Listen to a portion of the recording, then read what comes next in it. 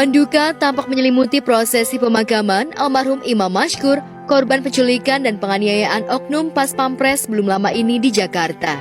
Fauzia, perempuan paruh baya yang melahirkan almarhum, tak henti meronta menangis histeris, tak kuasa melepas kepergian putranya yang menghembuskan nafas akibat penganiayaan yang begitu tragis oleh ketiga pelaku oknum TNI dari Pas Pampres dan kesatuan lainnya.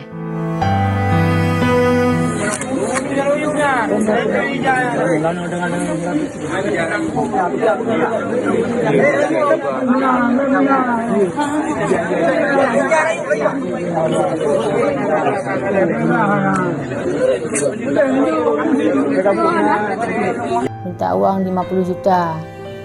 Enggak tahan lagi, ini sakit kali dipukul, itu bilang. Kau ibu sayang anak, cepat-cepat kirim. Kau enggak, anak ibu saya bunuh, saya buang ke sungai, dia bilang gitu. Almarhum dimakamkan di tempat pemakaman umum tak jauh dari kediamannya Desa Monkolayu, Kecamatan Gandapura, Biren, Senin 28 Agustus 2023 lalu.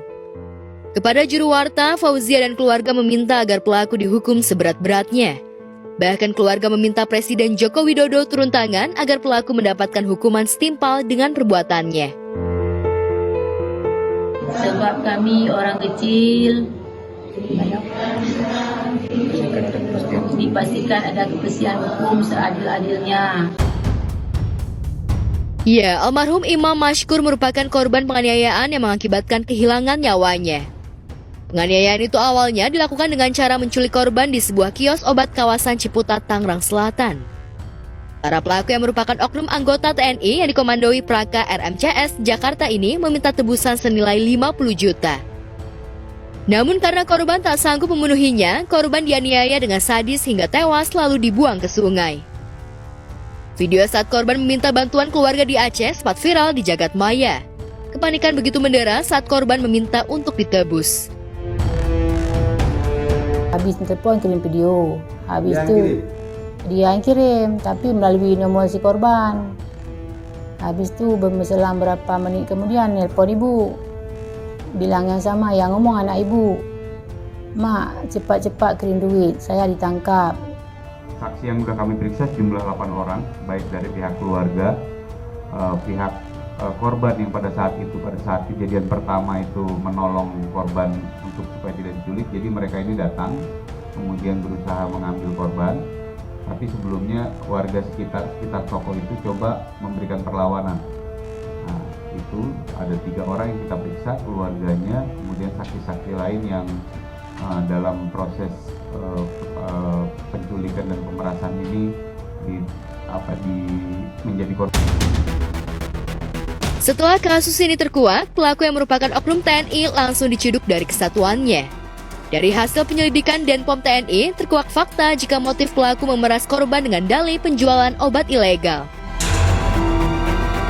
Satu juga korban yang diculik, sebenarnya yang diculik itu 2 orang.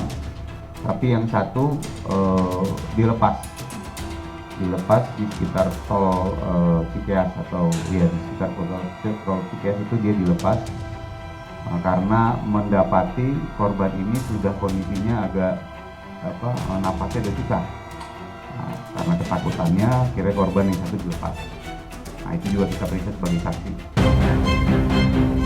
Sebelum almarhum pergi untuk selama-lamanya, ibunda korban mengaku almarhum sudah 2 kali diculik. Pada penculikan pertama, sekitar tahun 2022, pelaku sempat meminta tebusan sebesar 13 juta rupiah. Kala itu, korban masih bisa menebus sehingga selamat. Dan teranyar penculikan yang kedua, pelaku meminta tebusan 50 juta. Namun kali ini keluarga korban tak mampu menebus hingga nyawa korban melayang.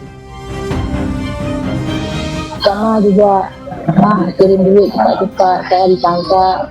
Bapak tebusan 50 juta. Ya. Ini sakit sekali, saya nggak tahan lagi, Mak. Jawab ibu saya, dari mana saya dapat uang? Mintalah sama orang-orang.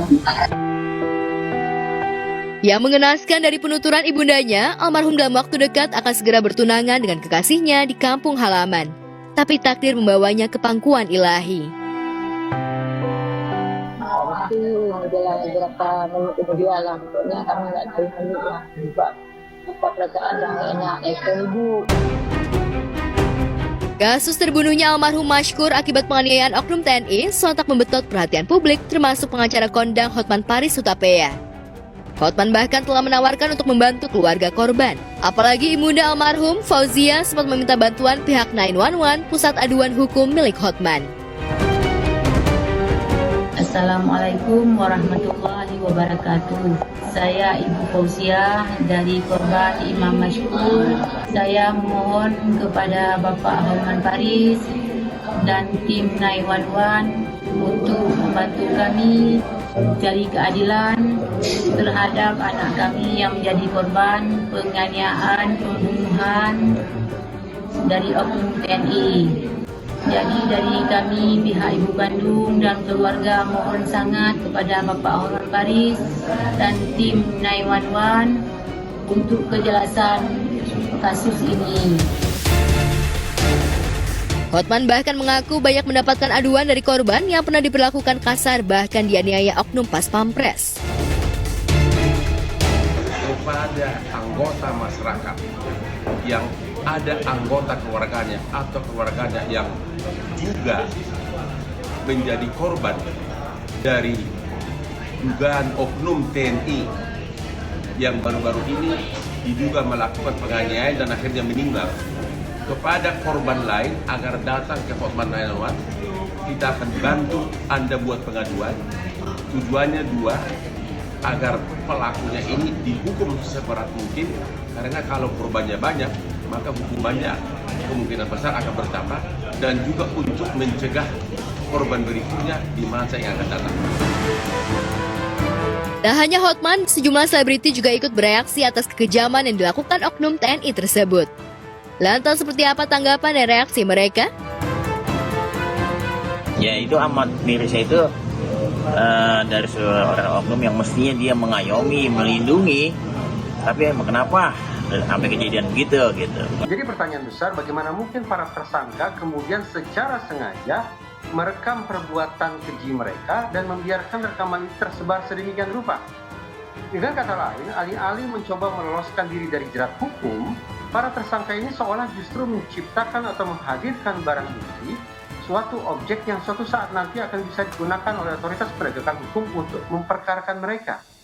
Nah, dengan ketidaklaziman macam itu, maka muncul sejumlah spekulasi yang tentu saja harus diinvestigasi oleh pihak POM TNI. Mau siapapun, terlepas dari siapa yang salah benar, hukum kan kudu tegak. Kudu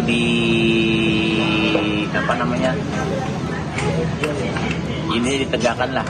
Halo Bapak Panglima TNI, mohon berkenan, kalau orang tua dari